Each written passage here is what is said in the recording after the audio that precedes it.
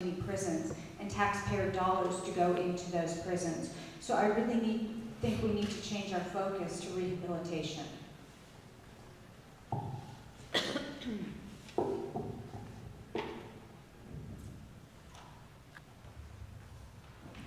Eric and Glenn, as usual, you've done an excellent job. Eric, again, we've got to improve our economy, and Glenn reminding us that we have to do pension and Medicaid reform. But I'm going to add one thing: education. Every kid, regardless of what color he is or she, deserves a great education, and we really aren't providing educational opportunities in the state. I mean, you see the crime rate over in Chicago. And I think we need to work again more on school reform. I think we need to bring charter schools to the suburbs as well as the city. And we've got to examine perhaps vouchers in some of the worst inner city areas. Elizabeth Coulson, who held the seat for 14 years, supported a voucher program for some of the worst areas in Chicago. I would support that same plan.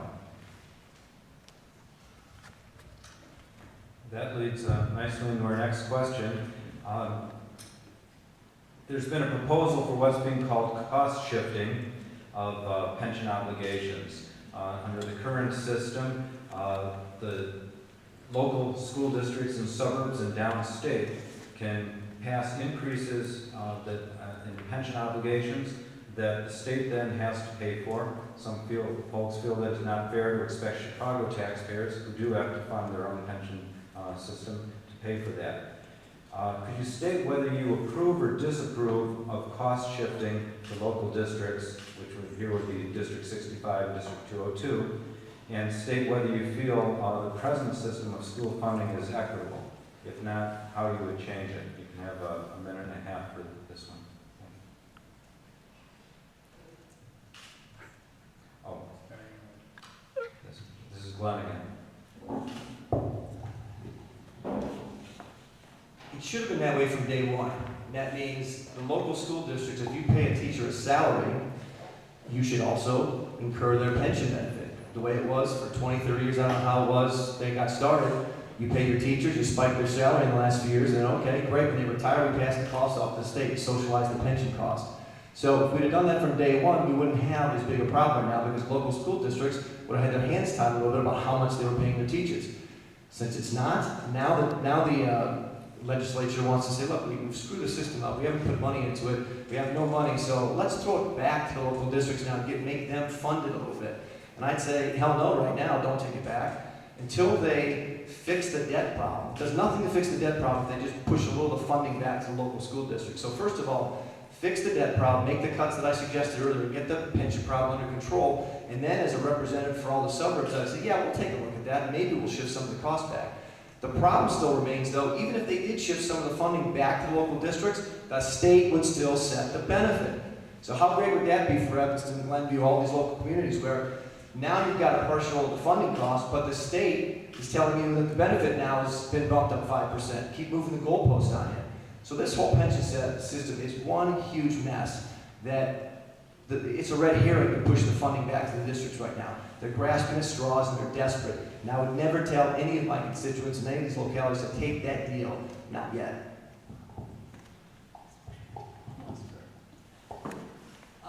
What I have heard Daniel say on this issue is he's willing to consider anything that provides pension reform, but their school funding is an absolute mess in this state. It is totally inequitable.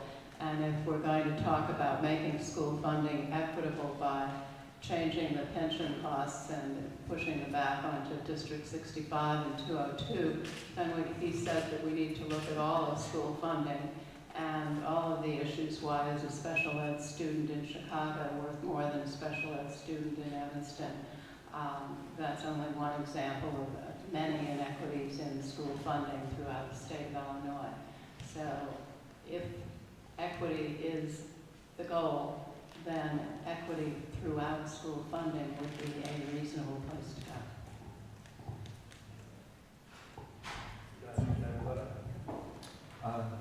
Yes. I didn't answer the last part of the question, which was, do I change school funding? So, absolutely. Can anybody out there tell me if they think their property taxes are too low? I didn't see any hands. So, you know, the problem with school funding starts right there. The process we have is so convoluted with property taxes. It's totally unfair. The school districts have your house as collateral. And if we're going to talk about school funding, we got to rip it apart and start at ground zero because the property tax system isn't working. Okay.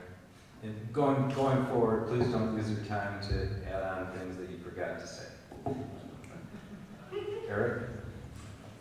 I spoke a little earlier about my thoughts on shifting. It is a shell game. Let's recognize it for what it is. There are only one group of taxpayers in this state. Whether you pay it locally or statewide, it's still coming out of your pocket. I do know I've gone on record in favor of the cost of shifting, principally for two reasons. One, after running a multi-million-dollar company with a monthly budget of $6.5 million and 500 employees, I learned you can't separate risk from the person that's taking on the obligation for that. You can't separate somebody setting somebody's salary, but not controlling the person, not having them be part of that group. So it makes no sense, this bifurcated system that we have. Plus, shifting gets it away from the state that has proved itself just capable of embezzling the money, misappropriating it, lying to us, and not establishing these funds that they need to be. And the mayor is right. Some of these funds were lost because of the stock market. I lost money in my 401k, as I'm sure you did, and nobody's paying that back. But shifting this to the local districts is a terrible solution, but it's about the best thing on the table right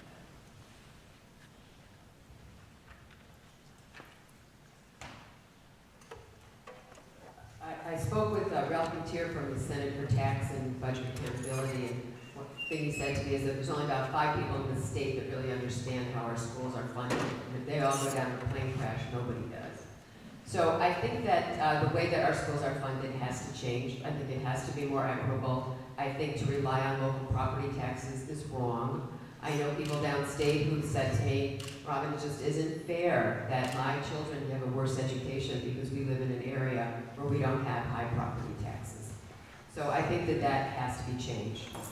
I think that the shifting of the costs to the local schools makes sense on some level, and on another level it doesn't. So on the level that it makes sense, it seems like the people who are paying the salaries should be responsible for paying the pension. But on the other hand, it is the state that sets the benefit package. So I think we have to be careful with this. And I also think that it has to be part of the final solution for pension reform in general. Because in and of itself, it is not going to change anything. So it has to be part, and if it makes sense for it to be part of the final pension solution, then I would support it. But I think we have to look at it in the context of the whole solution. If you feel that you misquoted you or... Robin, I really hope the state doesn't start using the term final solution. Robin, I really hope the state doesn't start using the term final solution. It's not a good term. So much. Mr. Frank? I majored in history in college at Northwestern, and I'm going to give you a little history lesson. When we ripped up our old Constitution and we allowed an income tax to be enacted in the state of Illinois, that income tax was for education and also to relieve the burden of property owners. We didn't do that. Okay, fast forward a few years, 1975, the lottery. Again, the lottery was for education. Okay, that didn't work. So in 1990, we went to gambling chips. Well, I guess it hasn't worked. And I think we have to realize with school funding that other priorities of the state, notably pensions and Medicaid, have taken priority over education. And I think if we do reform them in an equitable fashion, I think that there will be a lot more funding for education, which will in turn reduce our property taxes.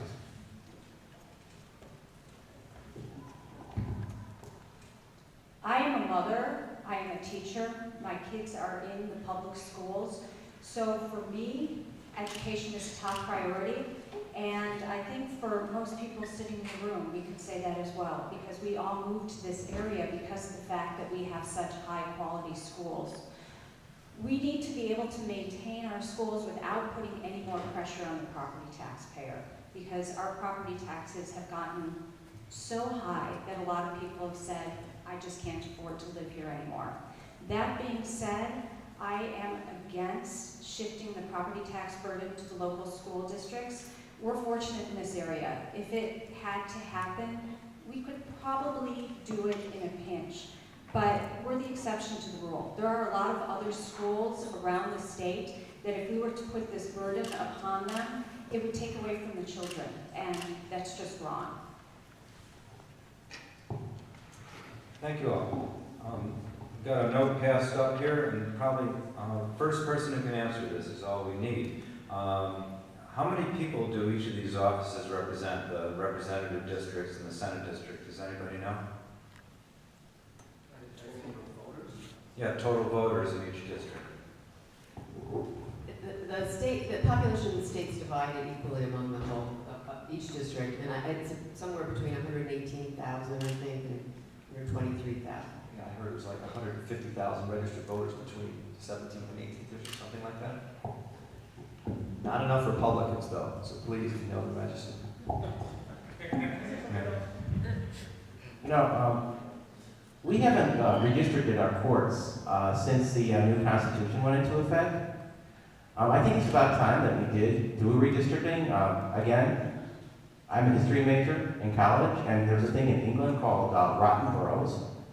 Our Supreme Court districts are rotten. They need to be redrawn in accordance with population, and we also should have new elections simultaneously for those seats.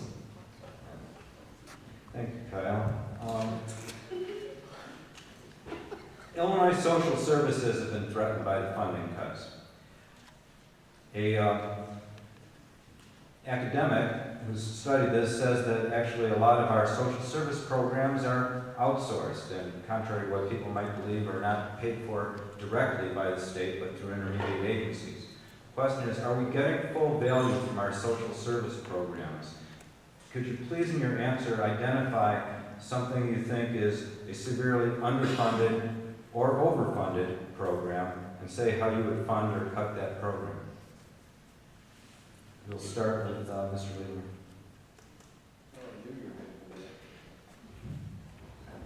This will be a 1 minute answer. Yeah, 1 minute. But what I want to say about social services is it's part of my heritage as an Evanstonian, as a Jew who want to help and heal the world, to make sure everybody's taken care of. What this election is not whether we do it, but how we can afford to do it. How we can afford to do it. If we continue funding everything, name a program, at the level it's funded, we're heading for a train wreck, and there's not going to be money to fund anything. So would I trim particular programs? I think it's, you do the work, you do the homework, and you will see waste in these programs. There has to be, I know there is. But recognizing that this is about whether we have the money to do anything, that's the most important takeaway you have tonight. I actually had to sit around the table and make this decision and look at these budgets, and they have been hard decisions. I supported a bill that legislation that we call budgeting for outcomes or budgeting for results. It takes a number of years to actually implement that, but we are working on it, and I'm looking forward to the time when we actually review the budget in a much more scientific way. But up to this point, we have looked at it. We have had the department heads come in and talk to them about it, and we have made some cuts to programs that I think were necessary. So, for example, there are so many case management programs. I once said people are going to be case managed to death. There's going to be nobody to provide the services, but everybody's going to have a case manager. So we cut and made some of those programs work together instead of funding all of them. One of the programs that you said I wanted to mention that I think has been underfunded has been our mental health services. Those services have been cut over the last couple of years because they're only funded with state funds, and I think we have to look at some of the results of those cuts. Well, I'd like to give you a few math figures. First, we are 51 out of 50 in the states, including DC, for funding of special needs kids. I think that's kind of cruel. Second, I've had direct experience with special needs. Two of my 4 cousins are special needs. One has since passed away of her problem. And they never got anything from the state. Nothing really was available. And when a benefit they were eligible for, they had to hire attorneys. My cousin, who is still alive, his parents worked hard as long as they could. It really destroyed their social life and their marriage. And both of my aunts and uncles are heroes, I like to say, for raising these kids. And as I said, I think this is a tragedy what our state is doing. But in order to help with any funding, we do have to have pension reform, number one, and number two, Medicaid reform.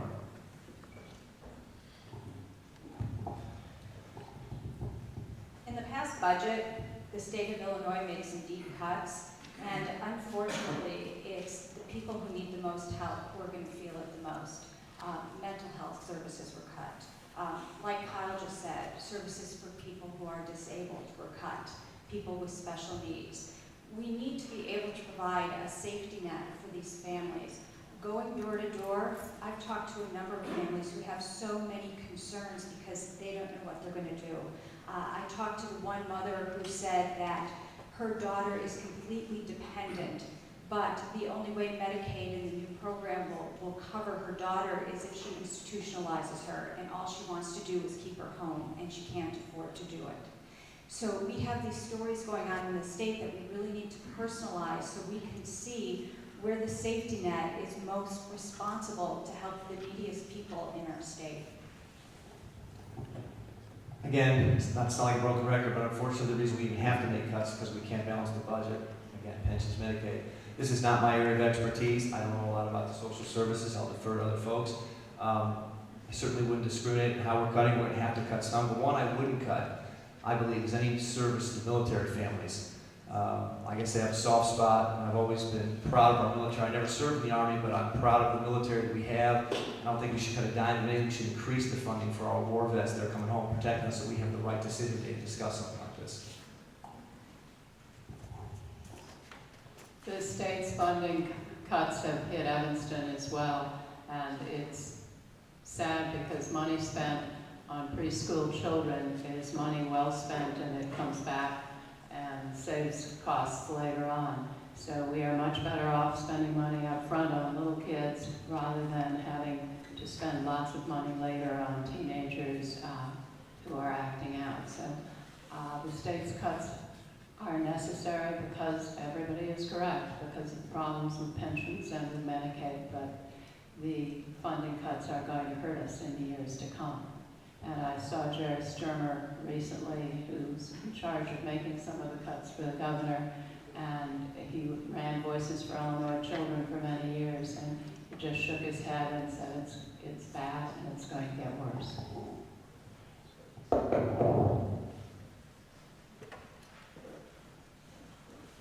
Okay, a lot of those answers seem to indicate a need for more spending. The question here is, can Illinoisans handle more taxes? The name of Ralph Martyr was taken in vain earlier. Mr. Martyr believes that we need more revenue in addition to the income tax increase that was passed. Do you agree? If not, is the current revenue mix appropriate, or would you make changes to try and accomplish some of the funding of the programs that you've mentioned? And we'll start here with Mr. Frank. Well, a few things. First, I think taxes are way too high. For instance, we may have to have some constitutional amendments to even address the problems. The corporate tax rate, for instance, is staying at 150% of the personal income tax rate plus the personal property replacement tax. It's pretty complicated, but that's the formula set in our state constitution. And, you know, again, this is another issue we may have to have a constitutional amendment for, to try to disconnect corporate taxes so we can have a much lower rates for them. In addition, I think we have to repeal the 66.7% income tax hike because it doesn't do any good to raise revenue if people are leaving our state. If people leave our state, not only will we not get their income tax revenue, but we won't get their sales tax revenue, their gas tax revenue, cigarette taxes, and I could go on and on and on. So, as I said, we've got to control taxes or revenue will drop. That's to you, Laura.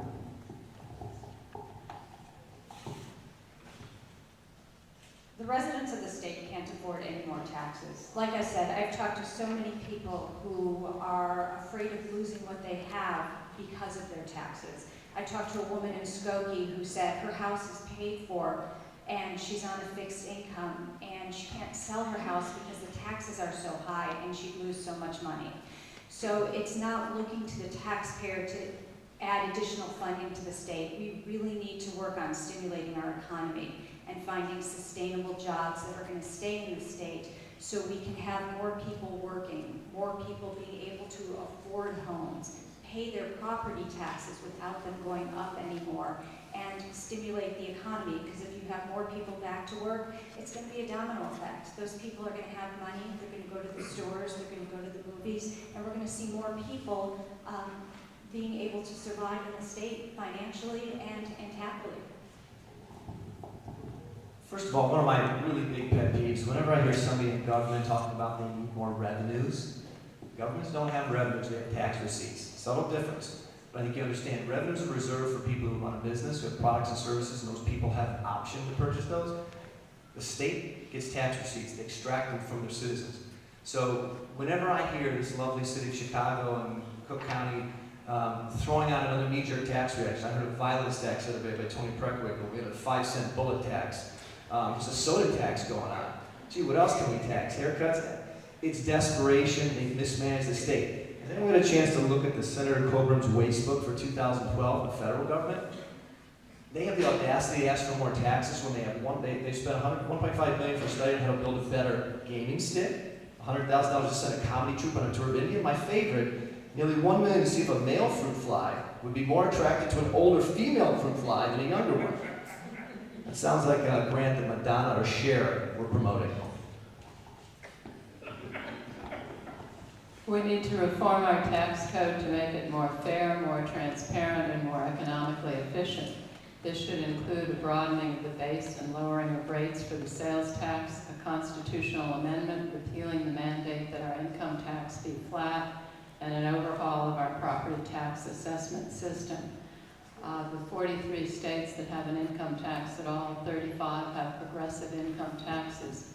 These include the states with the best budget situations like North Dakota, as well as the most conservative states in the country.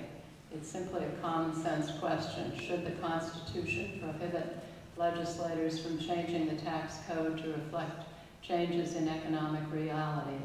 In Daniel's view, the common sense answer is clear. We should remove the constitutional provision that ties our hands from creating a fairer, more efficient tax code.